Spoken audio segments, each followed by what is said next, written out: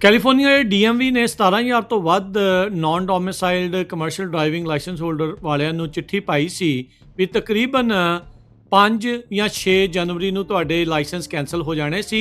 ਉਸ ਤੋਂ ਬਾਅਦ ਦੇ ਵਿੱਚ ਜਕਾਰਾ ਮੂਵਮੈਂਟ ਸਰਕੂਲੇਸ਼ਨ ਏਸ਼ੀਅਨ ਲਾ ਕਾਕਸ ਵਾਲਿਆਂ ਨੇ ਲਾਸੂਟ ਕੀਤਾ। ਇਸ ਨੂੰ ਐਕਸਟੈਂਡ ਕਰਨ ਦੀ ਜਿਹੜੀ ਉਹ ਕੋਸ਼ਿਸ਼ ਕੀਤੀ ਜਾ ਰਹੀ ਸੀ ਤੇ ਹੁਣੇ ਇਹ ਬ੍ਰੇਕਿੰਗ ਨਿਊਜ਼ ਆ ਰਹੀ ਆ ਵੀ ਉਹਨਾਂ ਸਾਰੇ ਨਾਨ ਡੋਮਿਸਾਈਲਡ ਸੀਡੀਐਲ ਹੋਲਡਰਸ ਆ ਉਹਨਾਂ ਨੂੰ 60 ਦਿਨ ਦੀ 2 ਮਹੀਨੇ ਦੀ ਐਕਸਟੈਂਸ਼ਨ ਮਿਲ ਚੁੱਕੀ ਆ। 30 ਦਸੰਬਰ ਨੂੰ ਅੱਜ ਡੀਐਮਵੀ ਨੇ ਕੈਂਸਲੇਸ਼ਨ ਡੇਟ ਨੂੰ ਅੱਗੇ ਪਾ ਦਿੱਤਾ ਆ, 60 ਦਿਨ ਦੇ ਲਈ ਅੱਗੇ ਕਰ ਦਿੱਤਾ ਆ। ਇਹ ਸਾਰੇ ਮਸਲੇ ਨੂੰ ਸੁਲਝਾਉਣ ਦੇ ਲਈ ਹੁਣ 6 ਮਾਰਚ 2026 ਤੱਕ ਦਾ ਵਕਤ ਮਿਲ ਚੁੱਕਾ ਆ। ਸੋ ਜਿਨ੍ਹਾਂ ਦੇ ਸੀਡੀਐਲ ਨਾਨ ਡੋਮਿਸਾਈਲਡ ਸੀਗੇ ਉਹ ਹੁਣ 6 ਮਾਰਚ ਤੱਕ ਜਿਹੜੇ ਉਹ ਚੱਲਦੇ ਰਹਿਣਗੇ। 60 ਦਿਨ ਦੀ ਐਕਸਟੈਂਸ਼ਨ ਦੇ ਦਿੱਤੀ ਗਈ ਆ।